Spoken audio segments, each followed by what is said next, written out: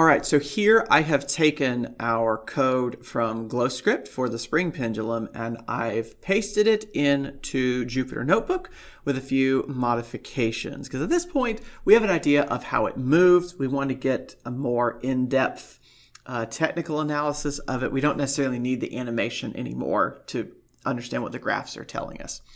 So we have defined our equations of motion. Here we've got our second derivative of theta. That's the angle that the spring makes with respect to the vertical. And we've got our L double dot. That's the second rate of change of the length of the spring. So these are both accelerations. It's just instead of an acceleration in the x and an acceleration in the y, these are accelerations in polar coordinates, right? The acceleration of your angle and your acceleration of your distance from the center. In principle, we could do this in 3D. We could have this thing going around in 3D. Maybe I'll add that in a future installment.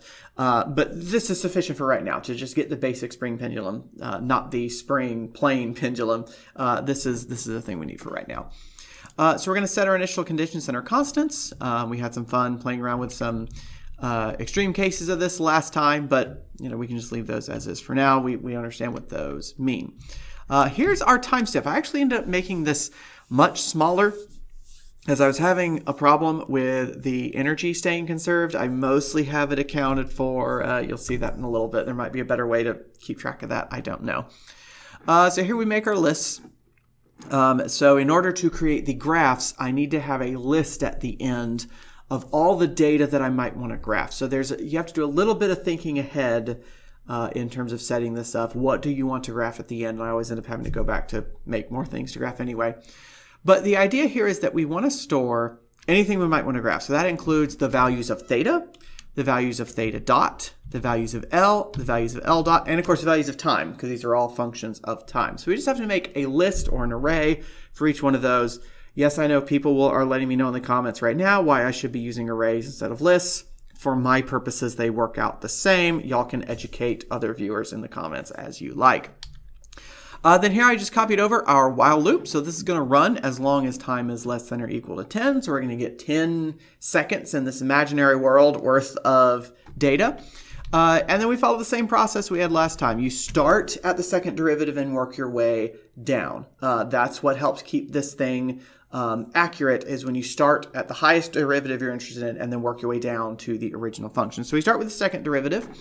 So these are the accelerations. In fact, if you want, you can think of the accelerations as kind of being the more fundamental thing, and then the position as being the result of that. I know when you're first learning physics, you learn position, then velocity, then acceleration. But really, the way the universe works is the opposite, right? It starts with an acceleration, and then it figures out its velocity, and then it moves according to the velocity. Maybe we should teach it that way. I don't know. So anyway, we calculate our acceleration in the theta variable and our acceleration for the L variable. Again, we have this function with all these inputs just in case any of those things changes or didn't make it into the function. And then we do our updates, right? So this is really the physics, right? This is really the piece where we are taking these things from functions and turning them into an actual physical motion. So first we update the first derivative. So we're going from second derivative, first derivative. So I need the velocity for theta and the velocity for L. Those are just going to be the acceleration, each of them times dt, right? So these are proceeding independently, right? The two second derivatives, they have everybody entangled together, the L's and the thetas. But as far as the motion is concerned, as far as the Euler-Crömer method goes, these are separate line items, right? You update the theta dot, update the L dot. And then we do the same thing for the generalized coordinates themselves. Update theta, update L. Again, it's just derivative times time step, derivative times time step. The dt there, it's like you've taken that delta y over delta x and you've multiplied both sides by delta x to get yourself your slope times the little step in x. And then we update the time, right? Time is going to march forward by dt each go round of the loop. So we're going from 0 to 10 in steps of 0.0001. What does that end up being? 10 divided by 0.0001 comes out to 100,000 data points. So we're going to have 100,000 time intervals by the time this is over. And then we have to update our list, right? So these variables here, they're just sort of there to keep the latest value. And then we need to add that latest value to the list. We're just going to append each of those to our list here. And then we'll call it finish. So let me run this to get my Colab notebook started. And this will take, some time because it is going through 100,000 iterations. If you make that dt smaller, or if you make your time longer, it's going to take an even longer amount of time. Then we come down and we graph everything. Graphing is pretty straightforward in Matplotlib. The basic function is plt.plot. If you just need a quick and easy graph, that's the only thing you need. Put in plt.plot and then your x variable and your y variable, and then you can spend the rest of your afternoon looking over the graph. If you want to make it pretty, if you want to make it nice and official for your term paper or your publication or whatever, then you have to put in some padding, right? So you have to put in things like label your axes, right? We tell you to do this in class.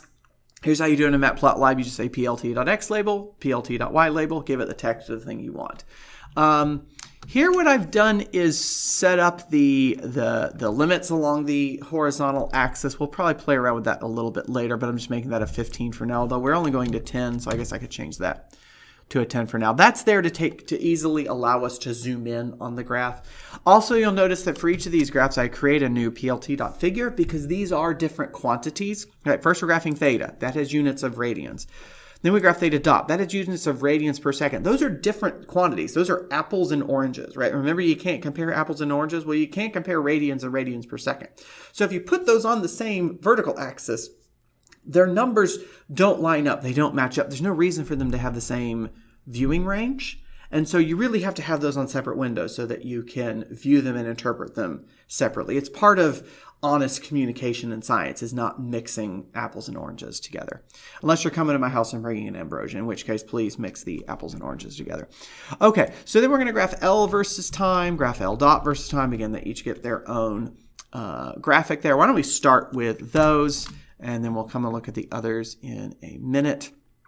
Boy, the graphing utility takes as long to run as it does to run the original actual data collection. What you notice on theta is that it is oscillating, right? We expect this thing to oscillate, right? It's a pendulum. Even though it still has a spring attached, it should still oscillate. But what I notice is there's some wiggle to the oscillate, right? It looks like I turned on the XKCD graphing package.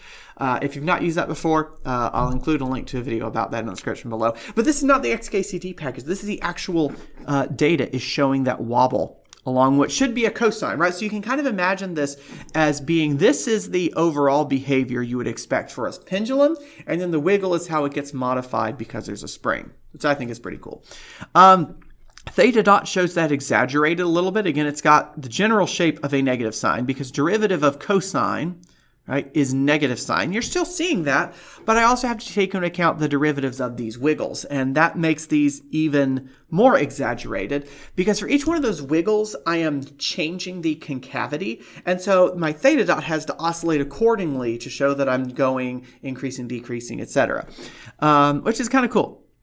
Our L comes out pretty straightforward, right? You notice this thing is oscillating much faster than the pendulum is because this is the spring oscillations, right? Because I kind of have two fundamental frequencies at work. I have the fundamental frequency for the spring, and I have the fundamental frequency for the pendulum. And what you'll notice, at least what I hope you'll notice, is that the smaller oscillations on here, they follow the same frequency, or about the same frequency as the oscillations in L. So that tells me that, yes, it is the spring oscillations that are showing up here. And in fact, my spring oscillations, their amplitude oscillates a little bit, so I've got an oscillation on top of an oscillation.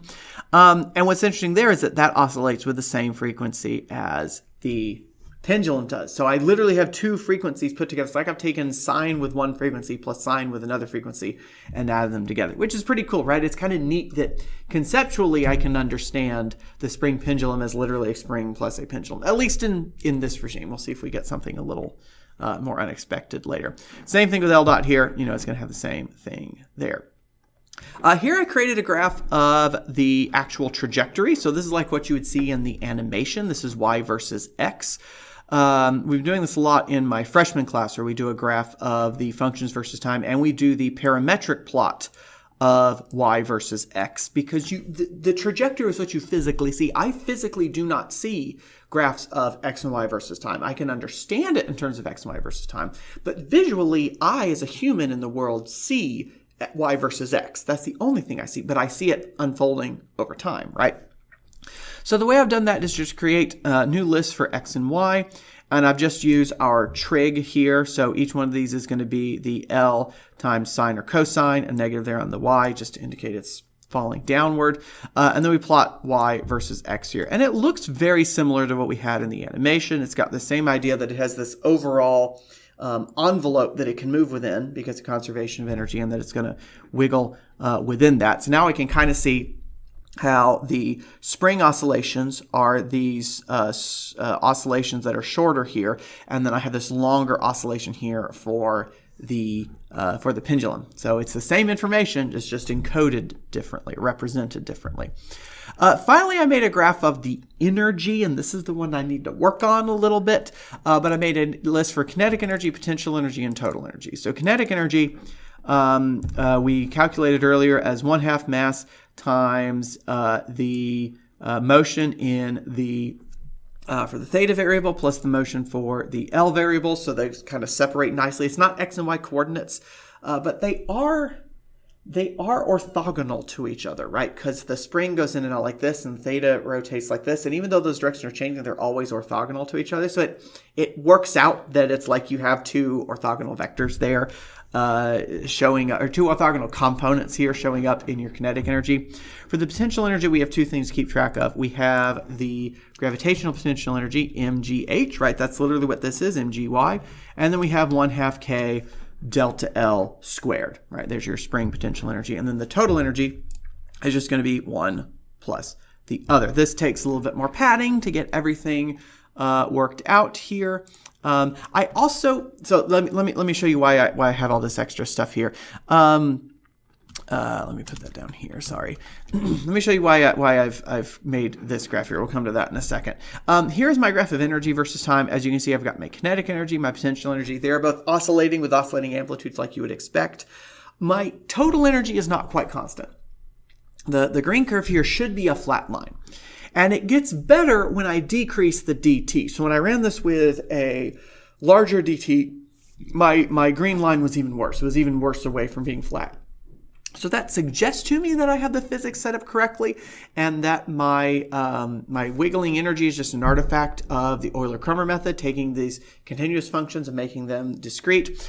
I also tried graphing the potential energy versus the kinetic energy, right? So if total energy gets conserved, PE versus KE should be a diagonal line with a decreasing slope, right? It should start up here and work its way down because the total has to be the same. So when you have 0 KE, you should have maximum PE. When you have 0 PE, when you have minimum PE, you should have maximum KE, right? And I almost have that, right? I almost have that line here. It's oscillating around a little bit here, so that gives me an idea of the margin of error of this thing. Why don't we try it with a lower step size? I think this is the lowest I've taken it, but let's add another 0 to it. It will now take 10 times as long to run because I've made 10 times as many data points. But remember, we talk about making these DTs smaller. We're not talking about changing this 1 into a 0.09. We're talking about changing it by an order of magnitude. We're talking about adding a 0 onto the decimal there. So just keep that in mind whenever we say a smaller step size, we mean by a factor of 10. All right, graphing will take a little bit longer because a million pieces take a long time to put together. You notice that these graphs have not changed by that much, right? So that indicates to me that we have some stability with the dt, but it's getting to that finely grained piece of the energy. Because really what's going on with this energy, you're taking all this information and squaring it, multiplying it, adding it together with all this other squared stuff, etc. So any errors you have in any of these lists is just going to get exacerbated when you go to calculate the energy. And so you don't see it here, right? I don't see a difference here. But for the total energy, oh gosh, that has not changed by too much. And this one definitely not changed by too much. So that might be some kind of lower limit, or maybe I have some mistake somewhere in there. It sure looks like the correct behavior, so it's kind of hard to tell where the issue is. And I've been over it with a fine-tooth comb a couple times. So if the link for this is available in the description below, if you see an issue in my code or somewhere I could calculate the energy better, or maybe there's a way I could save some accuracy, please let me know. But this might be as good as it gets, I'm afraid. So that's an overview of how this Jupyter Notebook works. In our next episode, we'll take a look at playing around with more of those initial conditions.